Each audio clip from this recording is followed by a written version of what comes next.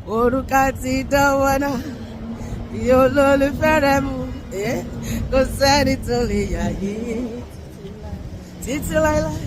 Oruka ti dánwọ́ náà, ìyá olólùfẹ́ rẹ̀ mú, kò sẹ́ni tó lè yà yìí títí láíláí. Oruka ti dánwọ́ náà, ìyá olólùfẹ́ rẹ̀ mú, kò sẹ́ni tó lè yà yìí títí láíláí. Wọ́n kan wò ó fẹ́ fi yé ọkọ ẹ̀lẹ̀ má fi yé ẹ̀kọ́ ẹ̀lẹ̀ o kò sí nǹkan kan tà má jẹ́ kán tún ẹ̀jẹ̀ pàwọ́ rajà ló kù tà. You are wishing you want to divorce your wife, you want to divorce your husband, don't do it. Your marriage is going to work. It doesn't matter what challenges you are going through. Kò sí kò ní fi ṣe nǹkan tí ò tó máa ṣẹ́kù ní ọmọ kan tí ò là kọjá ò ṣùgbọ́n Ọlọ́run máa yanjú ẹ̀. Oruka ti dánwọ́ náà, ìyá olólùfẹ́ rẹ̀ mú, kò sẹ́ni tó lè yà ní títí láì.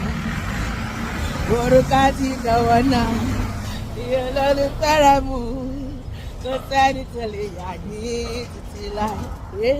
The Lord is your shepherd, you shall not want. He maketh me lie down in green pastures. The Lord is your shepherd, you shall not want. He make you lie down in green pastures. He is your shepherd, for you have nothing to fear. Come on, say bye-bye, bye-bye to daddy. Bye-bye, bye-bye to daddy.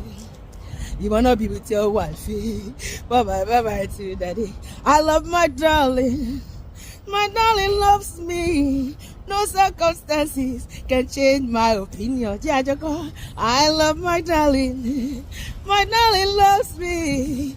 No circumstances can change my opinion. Oh yeah, to me, babe. Oh, come to me, yeah. To me, babe. Oh, come to me, yeah. Ìyàwó dúró lọ sígi, irú èyí wù wá. Ìyàwó dúró lọ sígi, to me, babe. Ìfẹ́ bí èjì òwúrọ̀ látàgbàlá Elédùmarè ló ti ṣẹ̀ wá. Ìfẹ́ tó tòrò mírímírí tábà wọn wáyé kan kò lè bàjẹ́ o. Olólùfẹ́ fẹ́ràn mi láìṣẹ̀ tó. Fẹ́mi bí ojú ti fẹ́ mú, fẹ́mi bí imú ti fẹ́ yín, fẹ́mi bí eyín ti fẹ́ ẹnu, fẹ́mi tẹ̀mí tẹ̀rí, fẹ́mi tọkàntọkàn, fẹ́mi taratara.